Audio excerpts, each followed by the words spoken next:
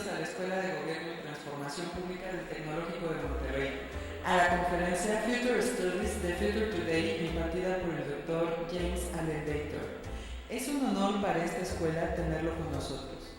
James Allen Dator es profesor y director del Centro de Investigación de Estudios del Futuro de Hawái, del Departamento de Ciencias Políticas y profesor adjunto en el Programa de Administración Pública, el Colegio de Arquitectura y el Centro de Estudios Japoneses de la Universidad de Hawái en Manoa. También es copresidente de la División de Sociedad y Espacio de la Universidad Internacional del Espacio en Estrasburgo, Francia.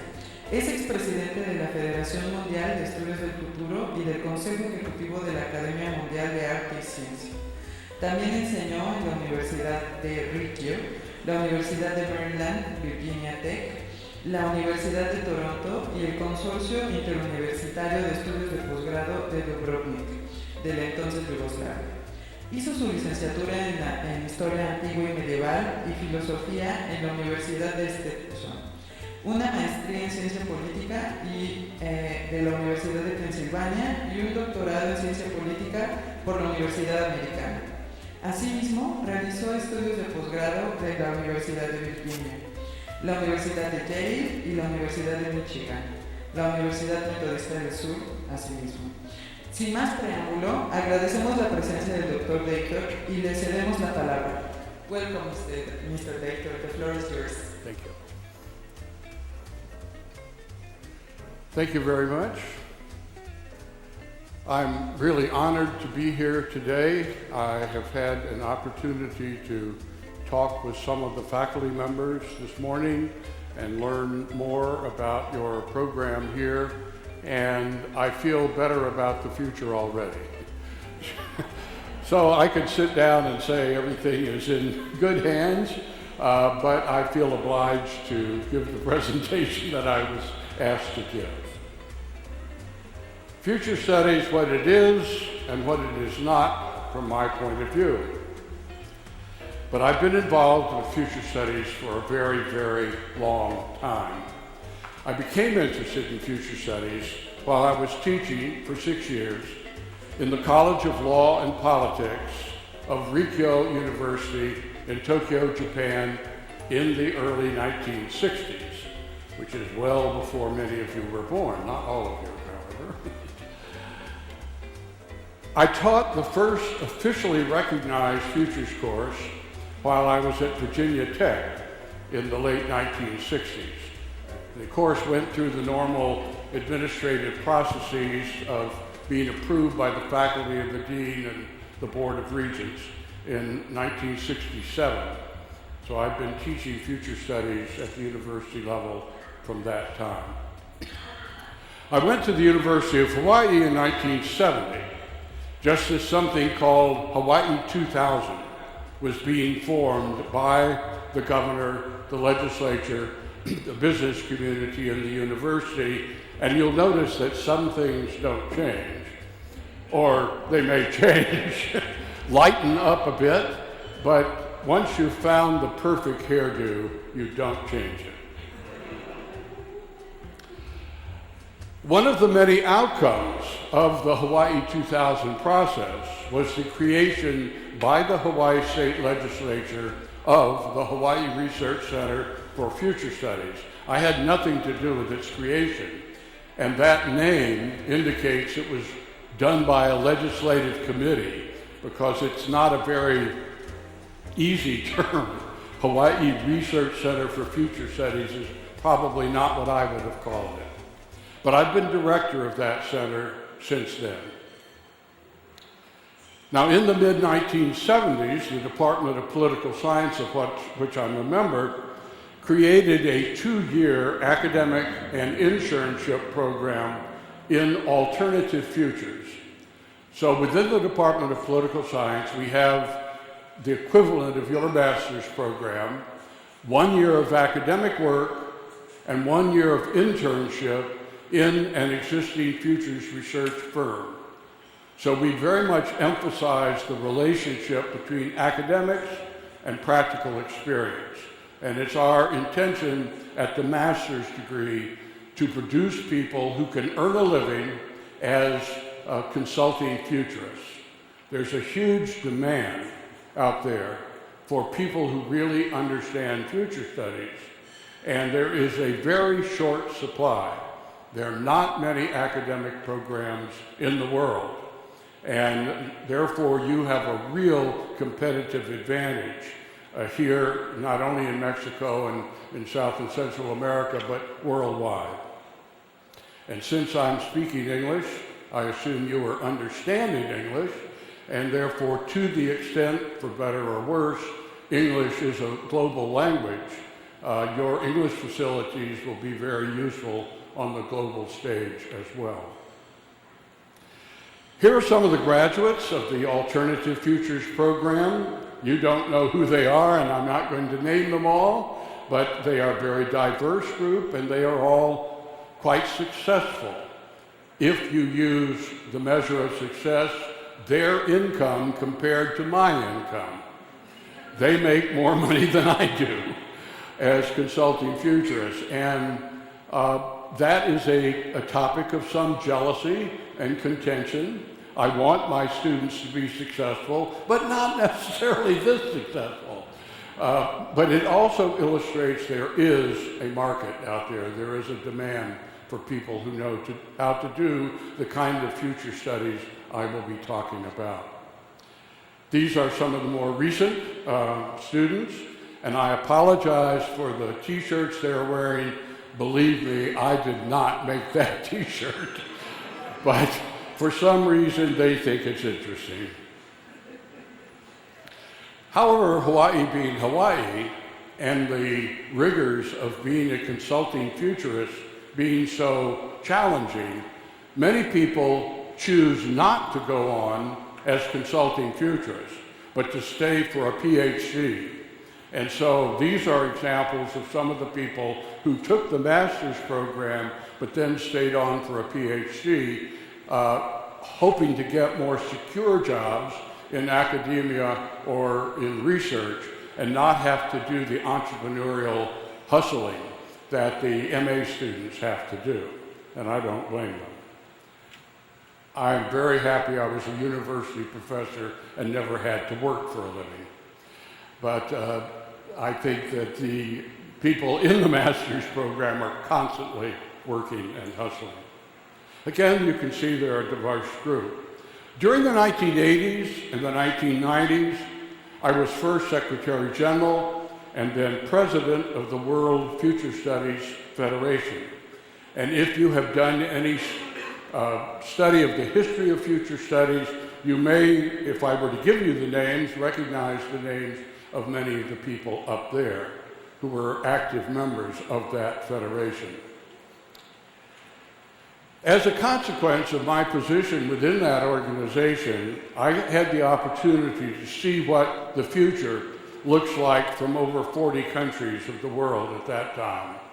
And one thing I really learned is how different the future looks from different cultures, from different generations, in different language groups. The language itself influences attitudes and ideas about everything, and certainly about the future. Something I learned very much in Japan, trying to lecture in Japanese. I was a completely different person as a Japanese professor. Very quiet, very humble. But I'm an American, so speaking English, and I feel more relieved and more active in speaking this way than as the quiet Japanese I was, or tried to be, for 6 years. But I went around to over 40 different nations, and at the invitation of leaders at the highest level. Now, the 1980s and early 90s were very, very interesting time for those of you who know anything about history or lived during that era. And during the 1970s and 80s, I also taught futures courses every spring at the Inter-University Center for Postgraduate Studies in what was then Dubrovnik, Yugoslavia. Yugoslavia being one of the few nations of the world at the time where communists and non-communists people could come together for intellectual discussions. That was a tremendous experience for me to be able to bring my students from Hawaii, where we're primarily oriented towards Asia, to Yugoslavia, where we met other people from Europe and from the Soviet bloc, and talked with them about their ideas of the future. Most importantly, during the 1980s and 1990s, I went to almost every communist nation and talked with people who were interested in a different future from the one that was ahead of them then. I don't know what you know about Chinese history, but this is me, a younger and better me, but with a similar hairdo. You don't change things. But anyone know who this is? This is Li Peng, who was the Prime Minister of China. And I had just been elected president of the organization when we had a 3-hour meeting with him in 1988, in which he laid out his plans for opening China to the West. And we all became very afraid of 1 billion Chinese taking over the world. And of course, if you know your history, the next year was the Tiananmen Square episode, and China closed down and gave the West 20 years of breathing space, which if that hadn't happened, we would all be speaking Mandarin now and living in a very different world. So that's one example. This is a person from Bulgaria. And those of you who know anything about Korea and North Korea would know that this person, Hwang Jung-yap, was a leader in North Korea. And I had the opportunity to go to North Korea and spend some time in 1989 in that country, it being strictly illegal for me to be in North Korea. And if you're interested in stories of trust and faith, in telephone calls from people who say, please come to North Korea, people I'd never seen. I did what they told me to do. There were some glitches along the way, but I made it into North Korea, and more importantly, I made it out. And so I don't know what North Korea is like now, but I know what it was like then. And it was like every other communist country, it wanted a different system. And the way to talk about a different system was not to complain about the present, but to talk about the future. And they invited me in, not because I was me, but because who I was officially representative of this global futures organization. So futures is highly political. It is concerned with ethics and human behavior. I also learned something very important in my work here, and that is the futurist curse. The futurist curse is, may your dreams come true. These people wanted a different system, but it happened too quickly. It happened too peacefully. The socialist system just suddenly collapsed, and they were unprepared to govern. They were unprepared to take over because they were so focused on getting rid of what they didn't want, they were not able to take advantage of the opportunity they had, and so the multinational corporations rushed in and colonized their future. So that many of them now are rather nostalgic about the old communist days, when they had a job, when they had vacation, when they had good health care, they had good education. They didn't have lots of consumer goods, but other things are also important in life as well. So it's always important, as a futurist, to ask and answer the question, what's next? After I get what I want, after I achieve my preferred future, then what? What is the future after that? So once ideas gain a certain level of acceptability, when policy is being made, the futurist then turns her attention away from that issue and is always looking ahead. What's next after you achieve your dreams? And that's hard to do. You want to get caught up in the politics of the moment, and you have to some extent, but you also have to be free from it. So, as I said, I can assure you that the future is very different when seen from different cultures and different places. So it's out of 40, now almost 50 years of work around the world, in Hawaii and elsewhere, that I bring you this summary of what future studies is and is not from my point of view. That's all I can tell you, that this comes from my trying to figure out what future studies is and how we can do things usefully as futurists. A different futurist might give you a different story, probably would give you a different story, and that's good also. And I want to show you specifically how the theories and methods of future studies, as we know it at the so-called Manoa School, can help you envision, design, and implement social systems fit for the 21st century. So, while I very much support and appreciate the way the program is organized now, I have some suggestions for things that we've learned over time that I think might be interesting for you, and I certainly have picked up some things here that I plan to take back to my own program in Hawaii. Now here's the point, and I'm going to make this point in several different ways throughout the presentation. Just as day-to-day administration is supposed to be guided by planning and policies, so also planning and policies should be guided by prior futures foresight activity. Policy making and planning without prior futures foresight is at best worthless and most likely harmful. And yet I can assure you that all over the world, planning is done without prior futures work, which is why most plans are worthless.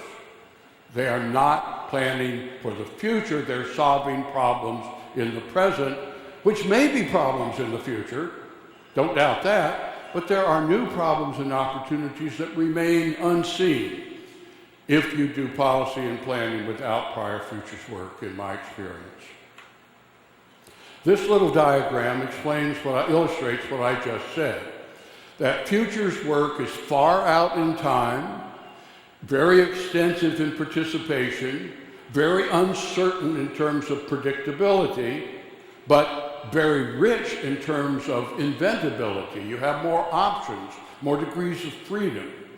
And then that futures work informs planning and policy making, which then guides day-to-day decision making, which is less participative, more specific, more exact. Now here's some fundamental principles of future studies from my point of view, and these are all, again, from my perspective, extremely important ideas. I'd be very happy for you to question me about them if you wish. The first is that futurists cannot predict the future. Nobody can. So one thing I want to do, if I possibly can, is get you never again to use the word predict unless you really mean predict. And a prediction is intended to be a true statement, an accurate statement about the futures. Now, once upon a time, for tens of thousands of years, humans lived in society where they could predict the future. The future was going to be essentially like the present, which was essentially like the past. And so it was, the best bet was to do what worked now, which had worked before. Don't innovate. Don't try to do something new. But that's not the kind of world we live in now. We live in a world where change is constant, speeding up. The future is no longer predictable. But it's very hard to get the belief and the hope of prediction out of our minds, out of our vocabulary. So what futurists do is to forecast alternative futures. And I put 2 S's and maybe more S's on the end of it to emphasize how important the concept of alternative futures is. So that's another point I want you to understand. Whether you agree with it or not is up to you. To understand that it is not possible to predict the future, but we can and should forecast many alternative futures. A forecast, in contrast to a prediction, is intended to be not a true statement. Truth isn't the issue. It's a logical statement and a useful statement about the futures. And the usefulness is very important.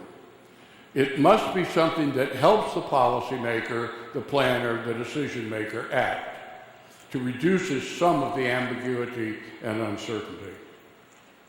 Futures are plural, alternative, diverse, possible, as the French say, futuribles, possible futures. So not the future, but alternative futures. Now let me pause for just a minute and tell you another story. The World Future Studies Federation. There's an S on futures.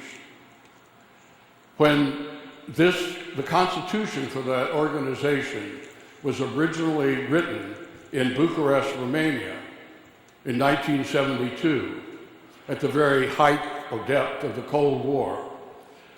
The World Future Studies Federation was formed in part as a place where communists and non-communists could come together and talk about the futures.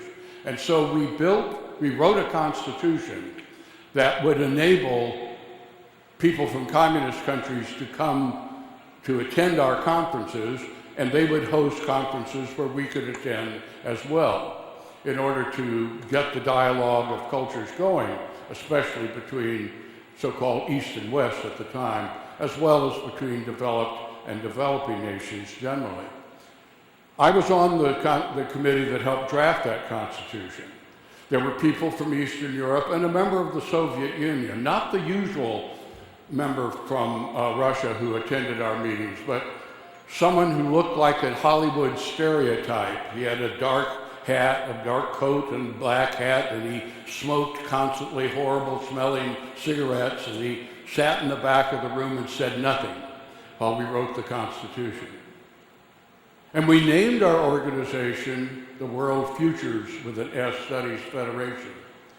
And I was asked to present it to an audience in Romania in an old building that had parquet floors. You know what parquet is? It's a kind of wood independent panel, so when you walk, squeak, squeak, squeak, squeak, squeak, squeak, squeak, squeak, makes a lot of noise when you walk up and down in it. So when I had just begun presenting the Constitution to be considered, that Russian leapt up and ran down the stage, the aisle, jumped on the stage, and said, "There is one future. One future, no futures." So we dutifully erased the S. We erased all the S's because it was very important that the communist members be able to participate. When the socialist system collapsed, I was the president and I put all the S's back. So there are alternative futures. There is no single future. Marx is still a very powerful and important social theorist, but he was wrong in a lot of details, and certainly the people that tried to make his dream come true produced a nightmare for many people.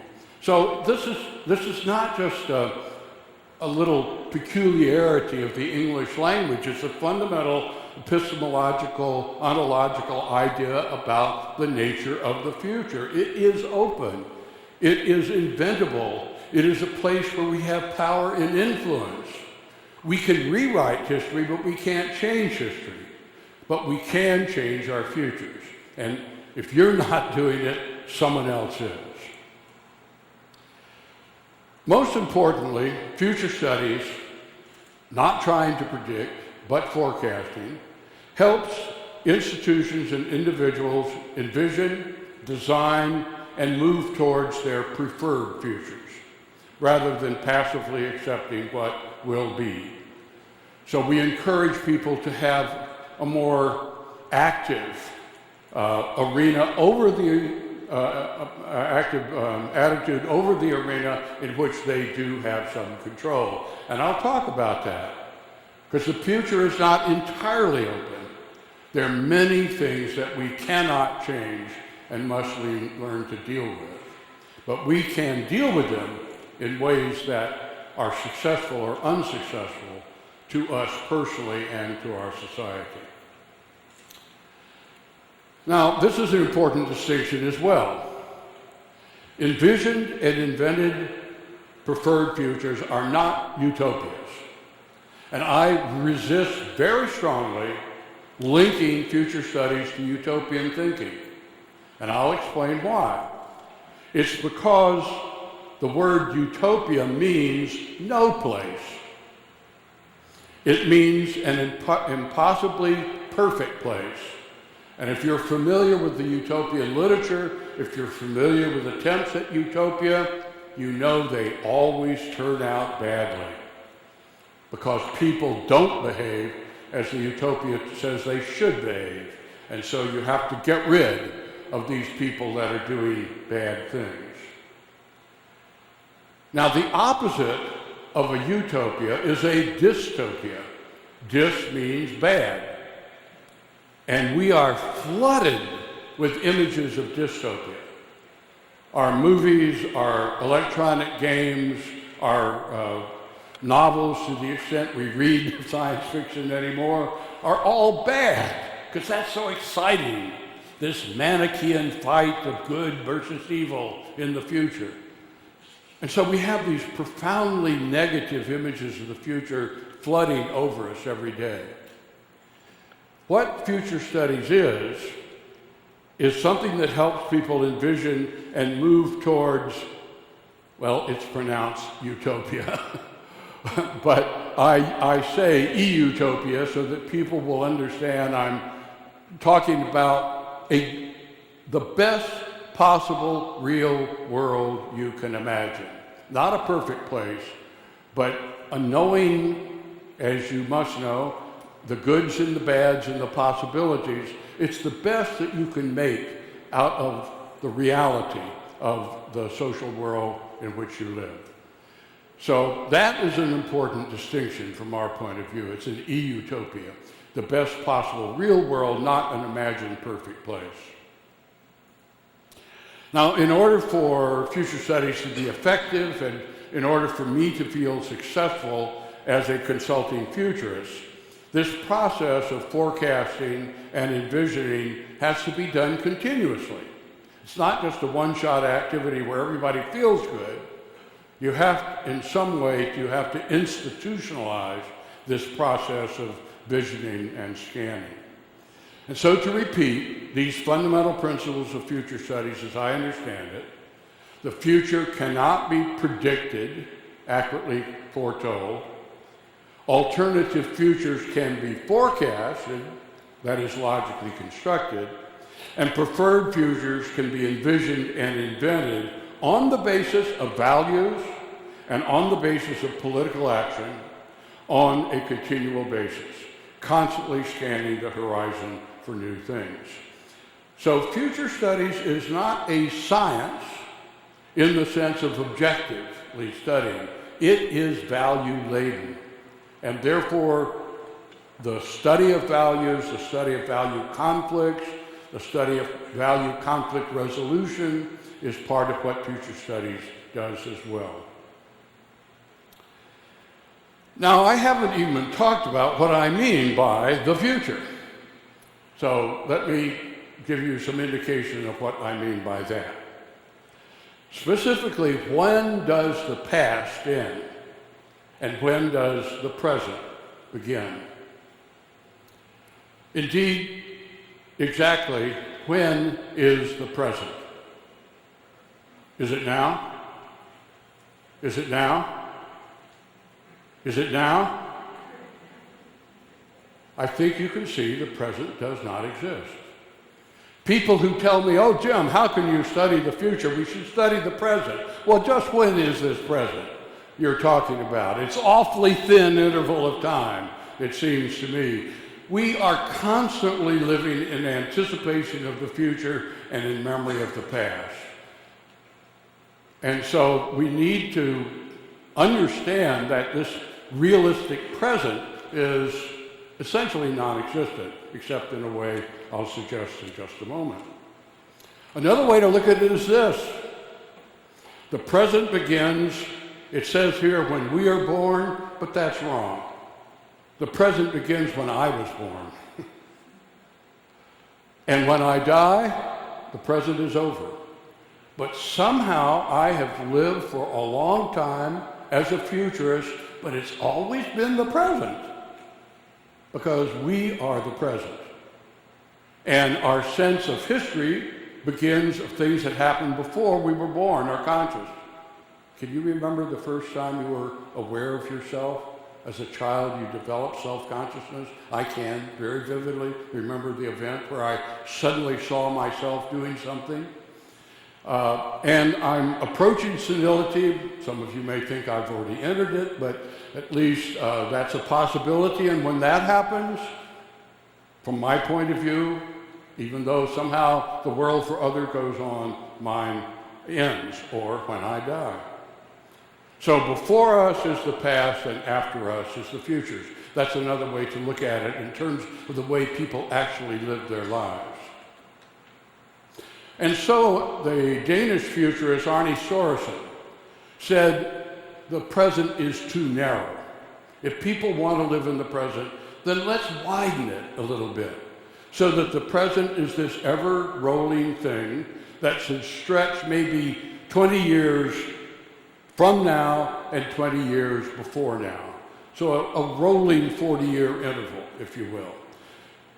If the present becomes a little longer into the future and extends a little farther in the past, it might make it more palatable for people who think they're realistic.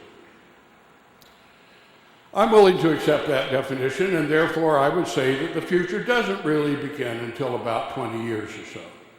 So that's my rule of thumb, 20 years from now. 20, 25, 30, maybe up to 50. Most people are only interested in now. Some planners and policy makers may be interested in the next 5 or 10 or maybe even 15 years. Futurists begin to take interest from between 20 and 50, maybe 100 years from now. Beyond 100 years is speculation, imagination, fiction, but not what future says. In fact, I forbid my students to read science fiction. They violate my rule constantly, but science fiction pollutes our mind about the future, especially movies that are so well produced that we feel that we have lived in that future. Well, you haven't. It's a commercial enterprise designed to get money out of your pocket into their pocket. It's not intended to be an accurate statement. And so we have all these ideas about robots and artificial intelligence and cyborgs that is, to speak very precisely, bullshit. And we need to make sure that we do not, as futurists, buy that as something that helps future studies. Now, many people are going to disagree with me, but after being in the field for a long time, I say you cannot use science fiction as evidence for something that is going to happen in the future. You have to find a science fact, extrapolated or somehow extended into the futures. And that limits the resources for many people who are so influenced by the fiction. So again, that's what this chart depicts. That futures is dealing farther out, policy and planning closer in, and day-to-day administration closest of all. Now, what I just said is a general rule of thumb. It's a general guide. The future really depends upon what is studied. Some things live for a long time and take a long time to develop, and thus need to be looked at from a much longer time frame of both past and present. Many space ventures are like this. They have very long time horizons. I teach at the International Space University in Strasbourg, France. And members of the space community have very long time horizons. They know, except for a few entrepreneurs who think they're going to Mars within 2 or 3 years, I may be wrong. I think it'd be wonderful, but I think it's going to take 20, 30, or 40 years to develop the technology and the sociology and everything. So they just naturally think in the long run. And there's some other activities that naturally require long-range horizon. But most of the business activities in the world today, the future is too far out for them to consider it. They really, because of the particular form of neoliberal capitalism that we have now, which completely discounts the future and only focuses on the next quarter or maybe tomorrow, and where there's no continuity of administration, of leadership, of vision, of the company itself. We live in a world where most of the major institutions cannot have a serious interest in the long-range future. That's why foresight as a government activity is so important. That's the good thing about having a king or a queen. They care about the long-range history and they care about the long-range future. So we need institutions that care about the community, the social community in its future, and not just immediate profit and gain, which our economic and political system both do now. Now, it's very important for you to understand that futurists do not study the future. I hope you understand that. We're not studying the future. The future doesn't exist. It's not possible to study something that doesn't exist. And I hear that objection all the time. How can you study the future? We don't. We don't study the future. But if the argument is you can't study it because it doesn't exist, how can you study history? How can you study the past? How can you be a historian? The past doesn't exist either. It did exist, but we weren't part of it. We're relying upon fragments, upon images, upon just fragmentary evidence about what happened in the past.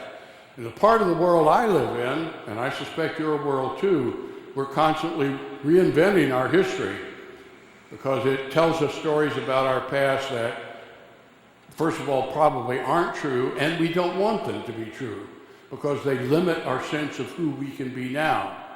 And so rewriting history is as important as inventing the future in order to be able to live lives of identity and meaning in the present. So what do we study? Well, we study what does exist empirically. The major items of research and future studies are images of the future. The millions and millions, maybe billions, of expressions of beliefs, ideas, fears, hopes that humans hold and express about the futures. These images here contain some of the images that are in people's minds about the future. I find that, I don't know about here, but this manga, anime, still is in the minds of even many young people for the future. If you ask people in the elementary school, they'll have something like the Jetsons as their image of the future. Other people are thinking of the future somewhat like this, and those are not compatible futures, and therefore people hold different ideas. These images are important because they serve as bases for actions or inactions in the present, and thus they often shape through our actions what the actual future itself becomes. Moreover, as I said, humans often hold different and contradictory images of the future. For example, I've been teaching future studies for a long time. I teach freshmen, advanced undergraduates, master's degrees, PhD, the whole range, at the university level. And I always ask my introductory future students, the freshmen, on the very first day of class to describe a day in their life 30 years from now. And what they describe are very stereotypical family and working arrangements. They are very, very successful. They have 2 loving children and an obedient spouse of the opposite sex. Only once in a while do I have same sex. Generally, no. They get up in the morning, they have coffee, they go to work, they return home to an adoring family, they eat dinner, they watch television, they go to bed. That's a day in their life 30 years from now. Now, I've been collecting those papers since I taught the first futures class in Virginia Tech, and my students have been analyzing them to see what the continuity is. And this is the overwhelming evidence that my students have written over many years in many different places about a day in their life. Now, before we discuss this, and before I discuss anything else about future studies, I give them a second assignment to describe their community 30 years from now, and they describe something completely different. They often depict a dark future full of crime and drugs and pollution and unemployment. There's no connection between their personal future and the world in which they're going to live. And they don't see the contradiction until I point out this, or they discover it because I ask them to stand up and read their statements, which they didn't know they were going to have to do, read their statements to the rest of the class. And they discover lots of things about the diversity of images that people do have. Now, why is this the case? Why do people hold, this is just illustrative of the fact that you also have many different images that guide your family life, that guide your professional life, that determine what you do financially in terms of investments. All these things are often done separately. Why? Because most of us have never thought about our images of the future. We've never examined them, and we've never considered what other people's images are in comparison with ours. Future studies is not part of most school curricula. We've never been encouraged formally to examine our beliefs and fears about the futures and to clarify them, so that we can gain greater control over our own personal futures as well as the futures of our community. And this is not a mistake. It's not an oversight. It's because people who are controlling the future now don't want you to think about it, don't want you to gain control. They want you to work within the existing system, no questions asked. So the main point of future studies is to gather and study images of the future, to understand where these images came from and how they influence our daily lives and our community actions, and to challenge our naive images of the future with images from other people, cultures, classes, and social groups. So that's especially at the introductory level, the freshman and undergraduate level. It's mainly an issue of thinking about images, where they come from, and how they have influenced and will influence your behavior. Now, our goal is not to change their images, because I don't know what the correct image of the future is. I can't predict the future. It's just to enable students to examine their images and to then either change them or not, to make them more robust, perhaps, and more useful, perhaps. Now, in order to anticipate the futures as I've defined it at interval of time, futurists need to understand the existence and operation of 3 overarching processes: the push from the past, the pull from the future, and the friction in the present. I'll say something about each one of those 3. First of all, the past is very, very important in future studies. We don't just look at the futures. Factors from the past that push society into the futures include deep cultural myths, beliefs, and practices. You and I live in a culture informed by the Abrahamic religions, Christianity, especially perhaps Catholicism, where sin is a really important feature, where we're all goddamn sinners. And Jesus relieves us of that, but we're still sinners. And therefore, from the very beginning, we're taught to not trust other people, to not trust ourselves, to understand that we are all self-centered individuals. When I go to Asia, Japan, Korea, China, some places in Southeast Asia, there is nothing in their culture about sin at all, unless they're Christians. They instead, from their culture's belief, is that people are born tabula rasa, and it's a question of their education and of luck as to whether they become people that are worthy of positions of leadership or people who you probably should not make leaders. And so meritocracy, the ability to rise up by your own strength and by your own work, equally, an equal opportunity with everyone else is very strong. They don't see that people are fundamentally untrustworthy. Now, I could give many examples where that distinction carries out in politics, for example, and in what we call democracy and the kind of checks and balances we have in the American system of government because we think everyone is a self-interested operator, and therefore we have to use evil to balance evil and produce social good. Both democracy and capitalism make that assumption. They don't have that assumption. So the idea of restraining the leader, as long as he has the mandate from heaven, is folly. To ask ordinary people their opinions about the things, are you crazy? They don't know. Now, again, on democratic ears, that doesn't sound good at all, but it goes back to fundamental beliefs and myth. So that's often where you need to begin, to understand what are the fundamental beliefs about human nature, about society that we each have. And then, as I said, there are a lot of old images of the future that are still around, that were quite new and fresh and helpful at one time, but they still persist.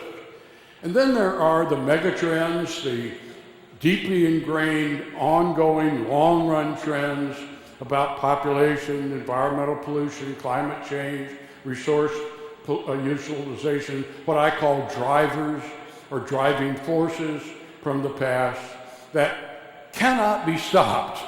They are moving forward, but we can use that strength in different ways. On the other hand, the future pulls us towards it. It seems to entice us with new things, new ideas, some good, some bad. And I call them emerging issues, not trends. They're emerging issues. There are some possible new technologies, lifestyle preferences, resource and environmental challenges that are just beginning to be felt and seen, not yet established as trends, and either problems or opportunities. So I spend a lot of time teaching my students how to identify emerging issues, things that most people do not see. There are also new generations of people. I don't remember who said it, but one of the philosophers of the past said the reason he was optimistic about the future was all new people. People are going to die. Yay. We get rid of the old farts with the old ideas, and now we have new people with new ideas. And they do express new behaviors and have new values based, in my opinion, on new technologies. And that's what happens. New images result from the emerging issues and behaviors facilitated by those emerging issues. And then there's the friction in the present. The people in entrenched institutions of government, commerce, the military, everything else, whose daily lives depend upon the continuation of those institutions, who fundamentally don't want them changed until they retire. After they retire, sure, then we ought to change the world, but not until I retire. And since we keep hiring new people, the institutions persist long after they should. So this friction in the present is a feature as well. So these three factors, push from the past, pull from the future, friction in the present, are always in contest with one another, so that some kind of social and environmental change is always ongoing. However, when the forces pushing from the past and or pulling from the future become too strong, the frictional forces of the present cannot resist them, and substantial social and environmental change occurs, and a new normal is then established, and the overall process begins again. Now, we live in a period of such rapid change that that normal doesn't last very long. And so I encourage people to do away with the notion of a normal future of which the alternatives are variations. Everything is a wild card. Everything is a wild card. There's no normal future from which wild cards diverge, in my opinion. A new normal usually happens when new age cohorts using new technologies come to power, and that's certainly happening now as the baby boomers die off and Gen X is too small to do anything, and so you millennials, with your millennial expectations, will be coming into power. Or major disruptions occur because of war or profound disasters or other similar wrenching processes, like an earthquake. You can sort of view this as an earthquake in which the fault line is there, and then something causes it to break. So we live in a world where the drivers from the past and the pull of the futures are especially strong. Novelties, new things, never experienced before by humans, are rapidly emerging, and we're surrounded by constantly new things, new technologies, new lifestyles. Now, if a large part of the future may be novel, then there are several important things you need to keep in mind. If the future is largely novel, as I'm going to suggest you consider it to be. First, we need to understand what are the novel things, what are the things that are cyclical and repeating, and what are the things from the past that will continue. I would say the future is composed of those three components: continuations from the past and present, cycles that will change over time but repeat over time, and then new things. And that novels predominate our world now. And so we need to know what those three are and how to utilize them to create and move towards preferred futures. The metaphor I use, coming from Hawaii, is we need to identify and strive to surf the tsunami of change. And that is not me. I can assure you, I am not crazy enough to try to surf one of those waves. But that is a real human being actually doing that. And that, to me, is the metaphor that says how much freedom you have. Those tsunamis are coming. We are often ignoring them, denying them. If we do, they'll wipe us out like tsunamis do. Our option, can't run away, is to go out there and surf them. Use their power to go where we want to go and enjoy it. And wipe out at the end. Now, if much of the future is novel, then there's a second implication that we need to understand, I believe. And it's something I modestly call Dator's second law of the future. So let's all learn Dator's second law of the future, which is any useful idea about the futures should appear to be ridiculous. Now that's a very important law. If most of the future is novel, if most of the future are things that you haven't heard about, that hadn't been experienced by humans, when you do hear about them, the people will say, oh, that's ridiculous, it'll never happen. Well, almost everything that is normal feature, characteristic of your world now, at one time was declared ridiculous. And so it's very important that if you want to be a futurist, you have to expect to be ridiculed all the time. It's in your job description. If people don't say, God, that's the dumbest crap I've ever heard, don't bring Dator back again, he's worthless. That's the reaction, then I know I've succeeded. But if at the end everybody says, yes, I've heard of everything you said, I agree entirely, then I've failed. Now, most people want to be loved. They don't want to be rejected. So they tell people things that will cause them to be loved. But you're probably a bad futurist if you don't tell what you think is the truth. Doesn't mean it is the truth, but at least you have evidence for it. And you can explain why this thing that initially sounds ridiculous is in fact quite plausible. Now, future studies as an academic and as a consulting activity, and I think it should always be both, is based on the identification and analysis of images of the future, theories of social stability and change, methods of social forecasting and design, if your theory permits that, continuing trends, and emerging issues. And this is the bumper sticker statement of what I just said. Images of the future are the central, key, core, heart of future studies. Out of these images of the future come theories, social theories of stability and change.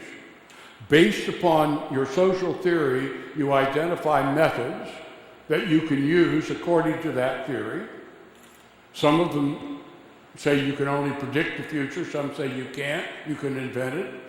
So different methods are going to be suitable based upon different theories about how the world works.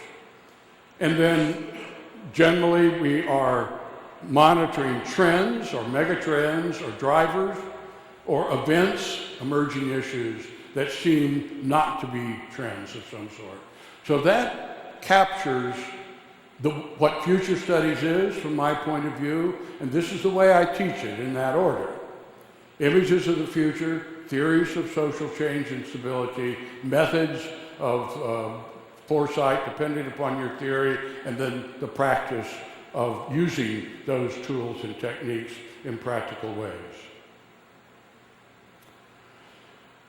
Now, any statement about the futures must be based upon a theory of social stability and change, I believe.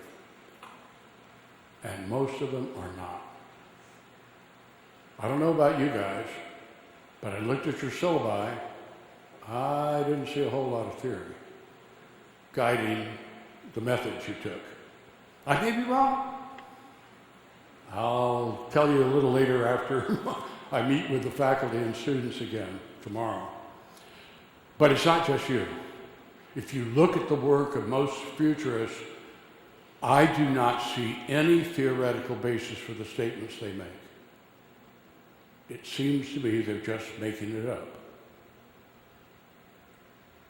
And these are the guys that are making the most money, because without a theory they can make up anything, and they can always please the client. But if you're going to make this an academic and consulting activity, then from an academic point of view, there needs to be a theoretical basis, whatever that theory is. Now, one of the things I do, but I'm not going to do for you, is to go through some of the theories of social change that exist. Some are based on biology, some are based on environment, some are based on culture, especially language, some are based upon technology, some are based on human actions. And it's up to you. There may be other bases of social change, but these are the dominant bases that I'm familiar with. And I urge my students either to adopt some theory of social change that seems to be useful or to develop one of their own. And when any of these change, biology, environment, culture, technology, or human actions, then behavior changes. And when behavior changes, beliefs and values change.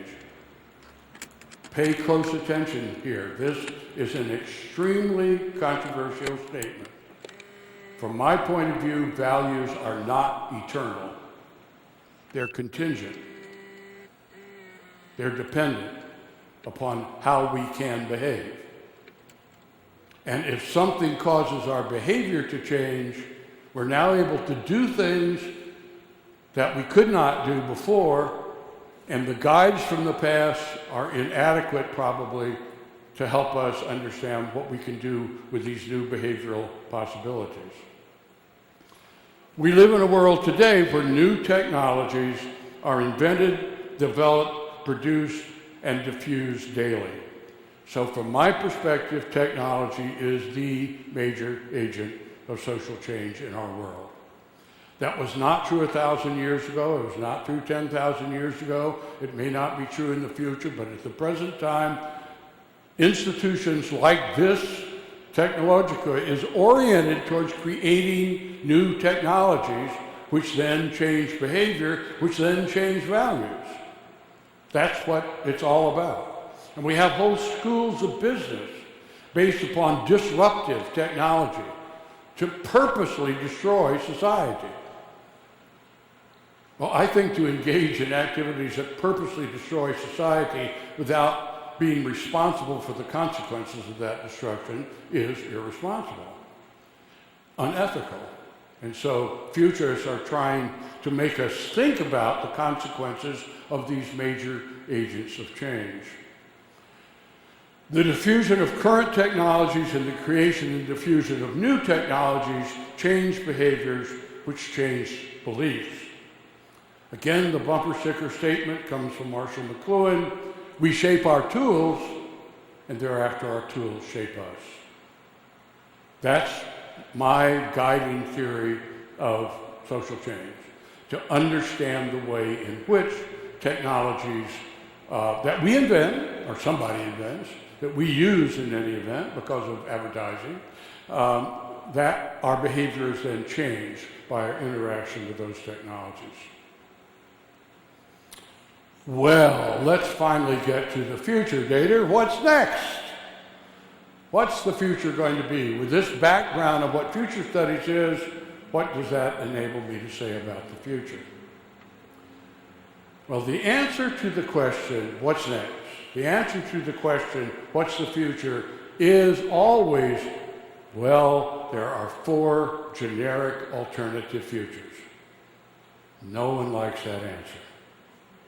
They want to be told, okay, what's the real future? No, there are always 4 alternative futures lying before us. So I want to talk about that for a while. And this is one of the things I want you most seriously to consider about your own program. Here's the name, or a name, for the 4 generic images of the future: grow, collapse, discipline, transform. What's next? Growth. Continued economic growth. Now, this little diagram has a lot of information in it. First of all, this part here, which actually should extend way over there.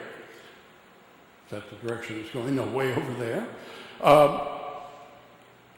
Says for most of history, there wasn't much change. There was change. If you look closely, you can see ups and downs. But from the scale we're looking at it, not much social change. Maybe something would happen and then it would sort of have this new normal. But something happened at some period in the recent history where everything began changing at a progressive rate, an exponential rate. So the rate of change itself changes. And the continued economic growth, is one variation of it, says, what's next? Well, more economic growth. That's what it is. Or if we're not growing now, renewed economic growth. But the only thing that's important in this world is to keep growing economically. Well, a lot of people say, where are we? Are we here? Are we here? Are we here? A lot of people think we're here. This little line down here says extinction. Human beings are an evolutionary experiment that's not quite working out. This looks like a blackhead, a pimple, and Mother Nature looked at her beautiful body and, ooh, what is this pimple of humanity? There. Okay, no more humans. Everything is fine. That's what this implies that some people feel. And more people think we're down here somewhere. Not here, but down here. That's an image.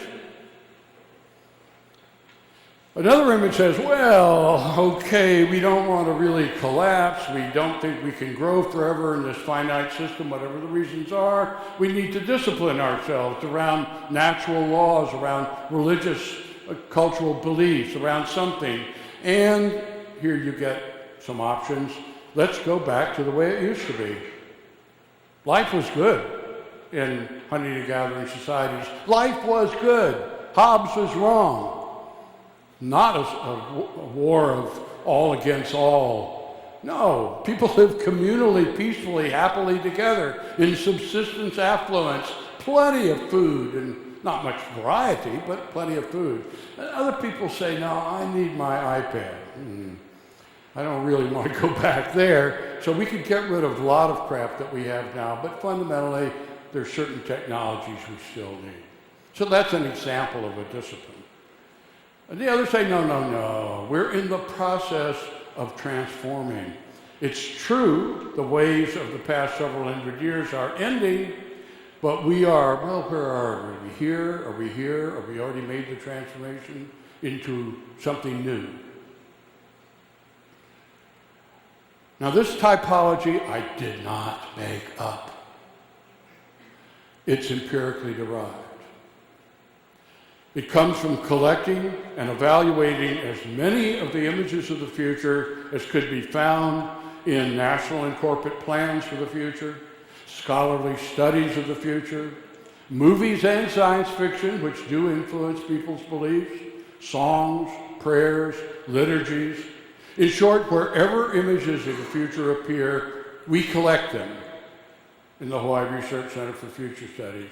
We're constantly trying to see what images are out there.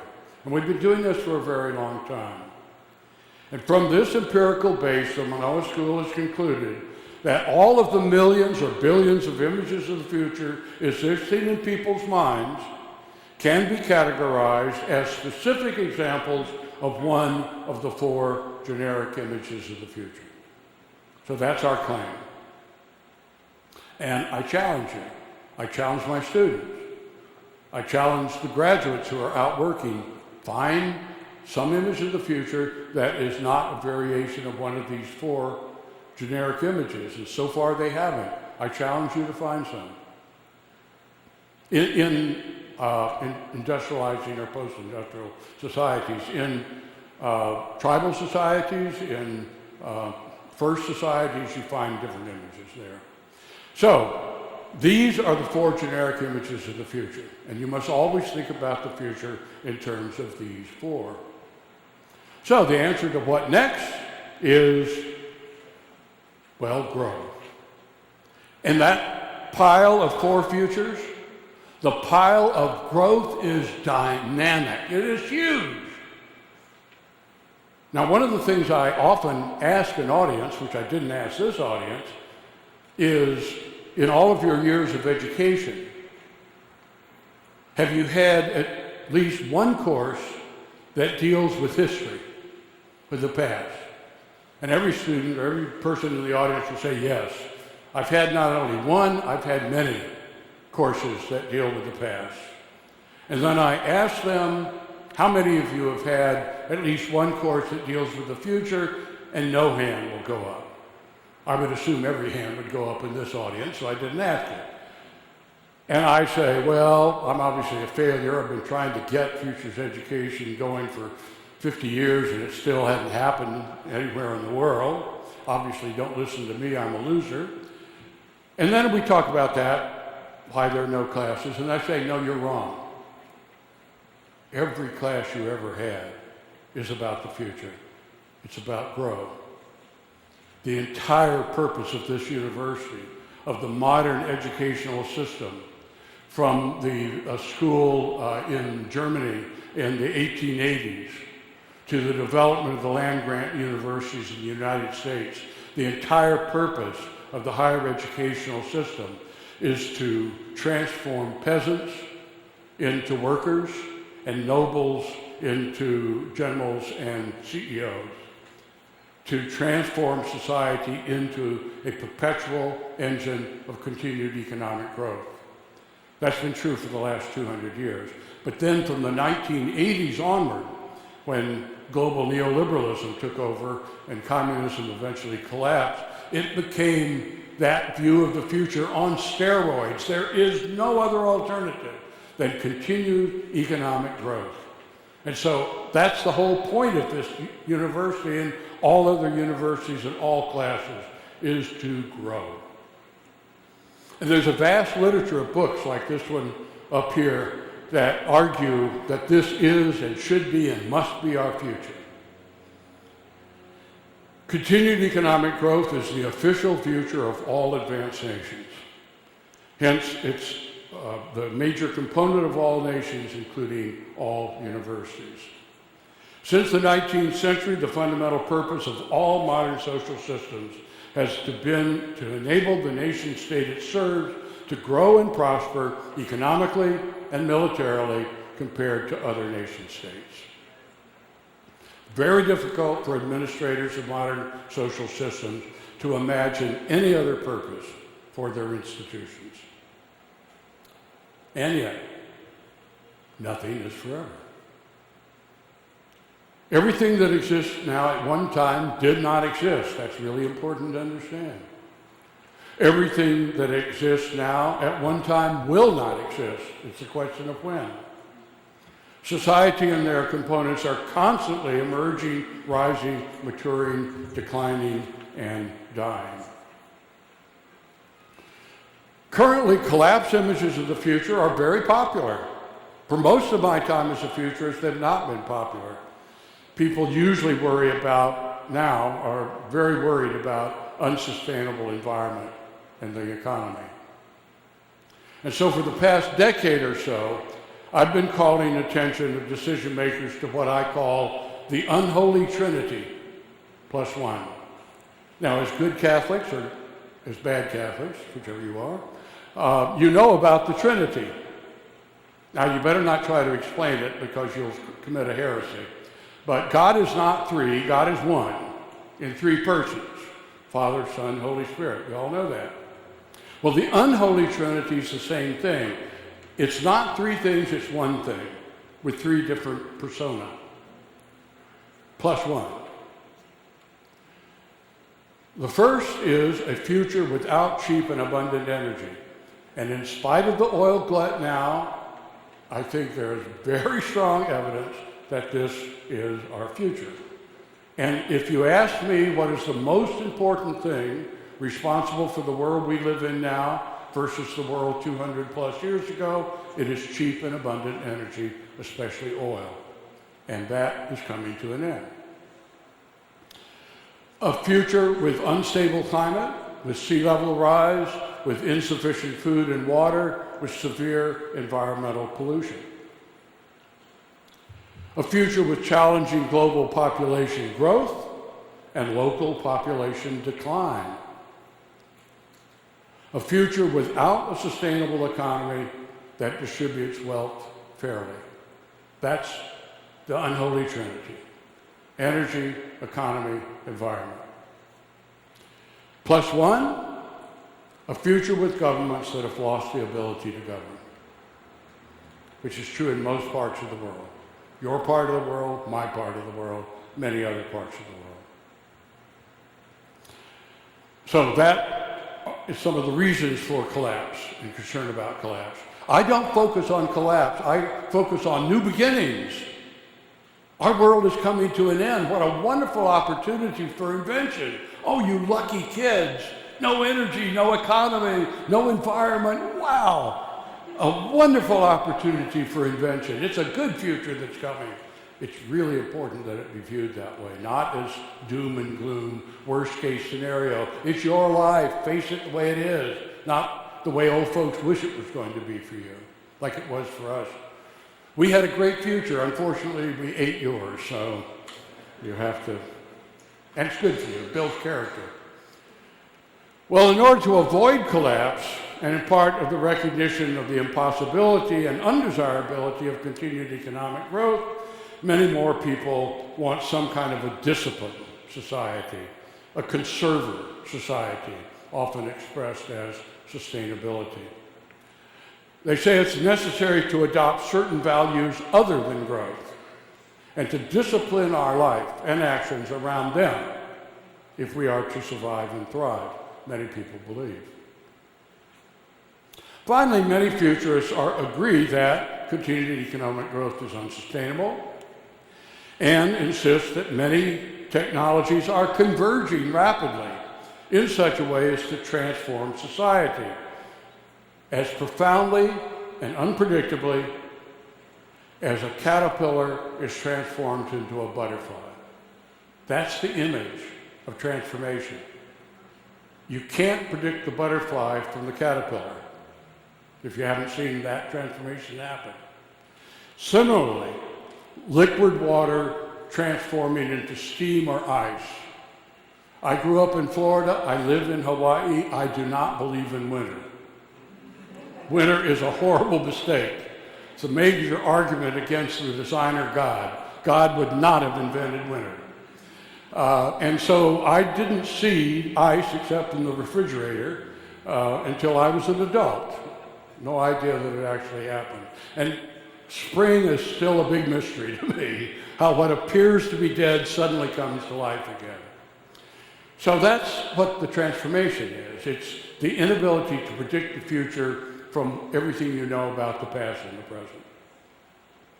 So this is a world of abundance and leisure, with humans, transhumans, and artilects on Earth and in the inner solar system. So the timid views and actions of sustainability are unimaginative, uninspiring, they argue. Robots, artificial intelligences, autonomous entities, cyborgs, artilects, ubiquitous technologies have already just about taken over all manual and mental jobs that once upon a time only humans could do. New, real jobs requiring human labor and intelligence will not emerge to take the place of the old necessary jobs that robots have taken over. That's very important. We are in a qualitatively different situation where human, mental, and manual labor is no longer necessary. A world free of meaningless make-work should also be a world of great creativity. The one thing that humans still do better than their machines is to be imaginative in ways other humans find engaging. A dream society, a creative society of leisure, abundance, play, and full unemployment. I don't know about the people running for governor. I notice you have some people running for governor, but if I were running for governor of this state, I would run on a platform guaranteeing full unemployment, because that is obtainable and full employment is not, according to this image of the future. Now, please note that these four futures are not variations of a common theme: high, medium, and low, optimistic, pessimistic. Often what are called alternative futures are not what I consider alternative. They're just variations of a single future. Each future makes very different assumptions about a number of common driving forces. This little diagram, which I don't have time to go into now with you, is a qualitative statement about the composition of each one of these four according to different values for each one of the four, each one of, in this case, 7 driving forces. And so, because population is increasing in some, declining in others, diminished in others, and post-human in others, and so on, we have these 4 different images of the future. Again, I did not make them up. The 4 futures are each based on an extensive literature written by responsible people who earnestly are trying to understand what lies ahead and have come to very, very different conclusions. It's my duty as a futurist to help you consider each of the 4 futures fully, fairly, and useful. That's my job. It's your duty as a user of future studies or a student of future studies seriously and fairly to try to understand the evidence, for each of these 4 futures before you decide what your preferred future is. So whenever you think about and plan for the futures, always think about and plan for all 4 equally, seriously, and fully. Don't privilege one over the others. Now, I think that we have more than exceeded the time that you allotted me. Is that correct?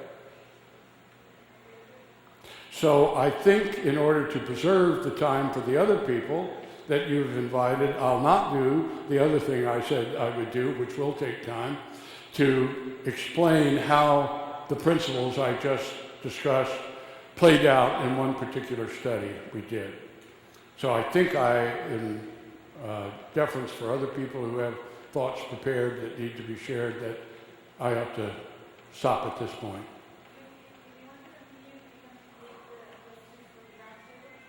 Okay, but still, am I taking too much time? I feel I am. Be honest.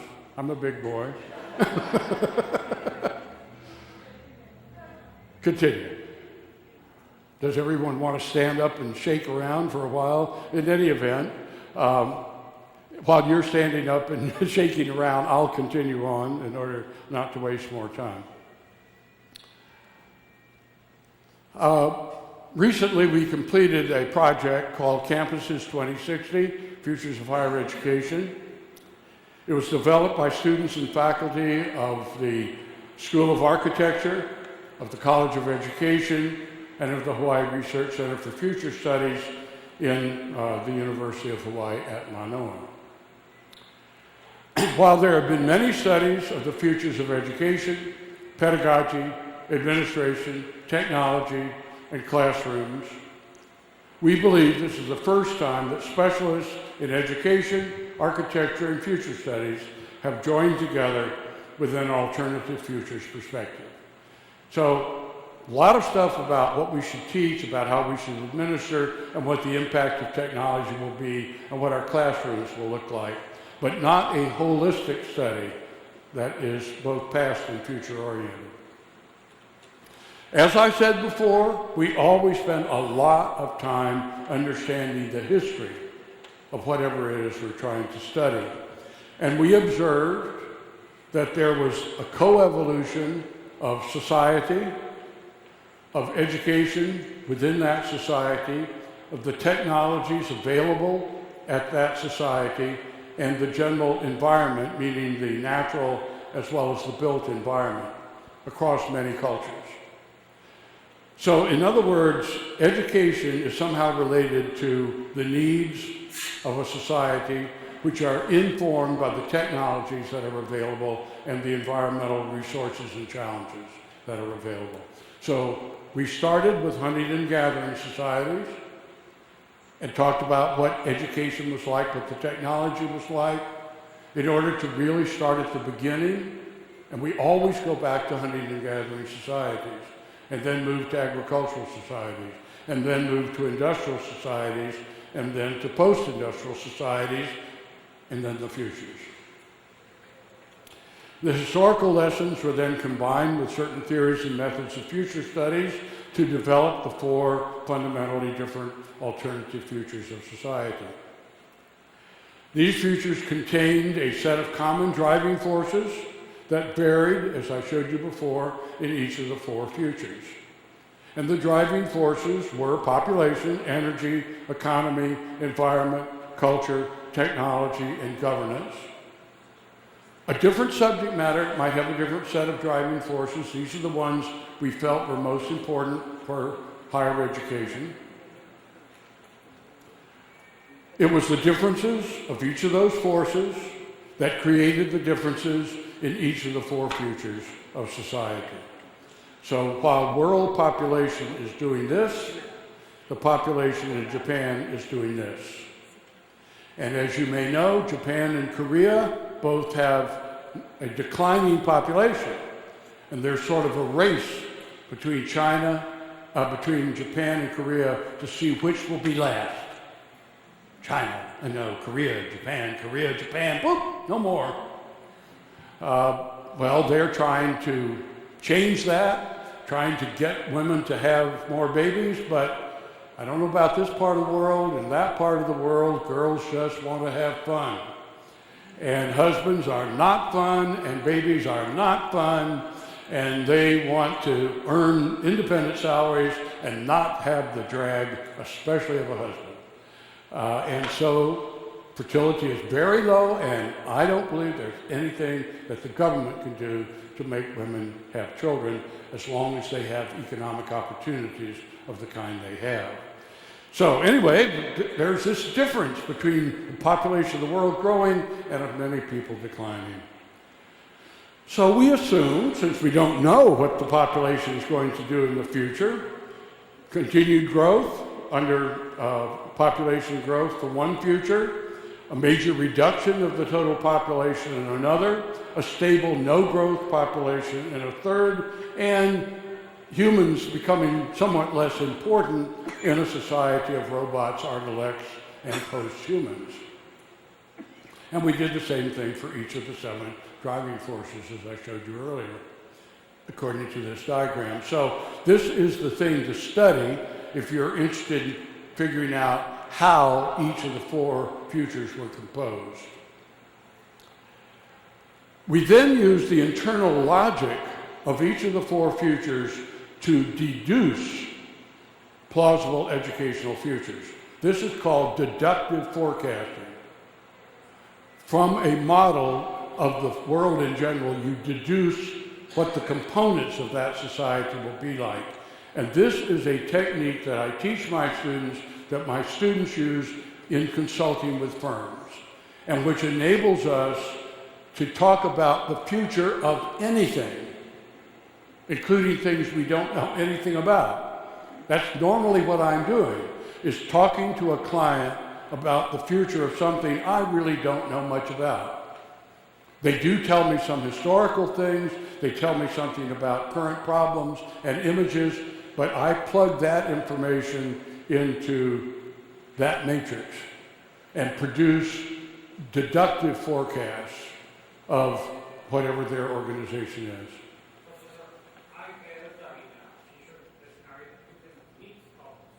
No. You have to stay within the logic of that future. Well, because these are empirically based. I didn't make them up.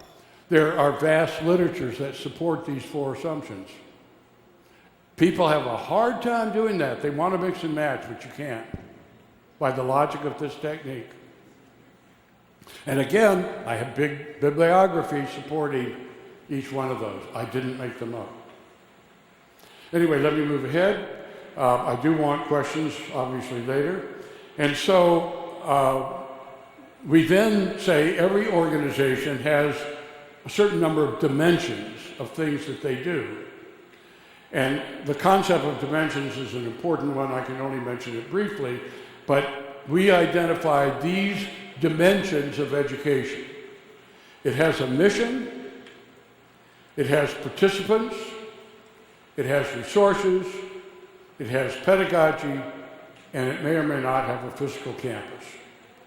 And so the 4 futures differed in terms of these missions as well.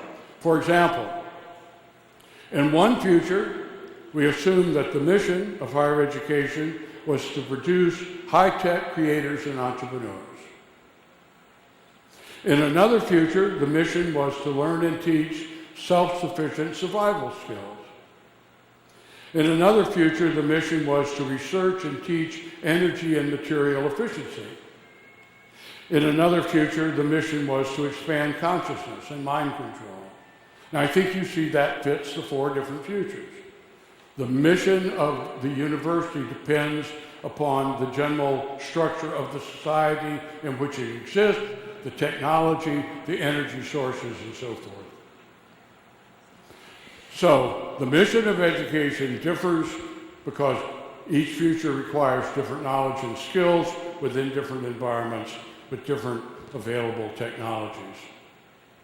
Now, I don't have time to give you the details about the differences that we found in mission participants' resources, but I think I might be able to give you an impression of what we concluded by showing you pictures of 4 plastic models that the architecture students developed. This is, you need to know something about what the University of Hawaii looks like now, but this is a future of continued economic growth for the University of Hawaii, in which our job was to produce high-tech entrepreneurs. And we were owned by the El Mahdi Corporation, that was a major franchisor of higher education around the world. And courses were on a popularity basis, and salaries were on how many students you attracted. And if you didn't have many students, you didn't get much salary, except for certain curiosities. Like people still learn Latin. Well, there might be some philosophy or ethics that would be taught, even though it was sort of a lost leader from an economic point of view. So again, very different assumption from now, but a continuation of continued economic growth. Now this is collapse, and we had more fun with this than any of the others because one of the things we had to figure out, what buildings would still exist 30 years from now after an economic and social collapse. And so the ones in black are the buildings that still exist. Everything that's in silver is actually green, growing things. And then there were some temporary buildings and so forth. And we envisioned people coming together in this sacred valley that had been the institution of higher learning in the past, and exchanging survival skills. And I have a internal combustion engine that still works. So let's see if we can't use that to do certain things. So we use existing technology that's still around. There's still satellites up there. If we can figure some way to beam up to them, we might be able to communicate with people and so forth. So it's not caveman type living, it's survival. This is the discipline society, where we are primarily concerned with developing new energy systems and teaching people to live disciplined lives.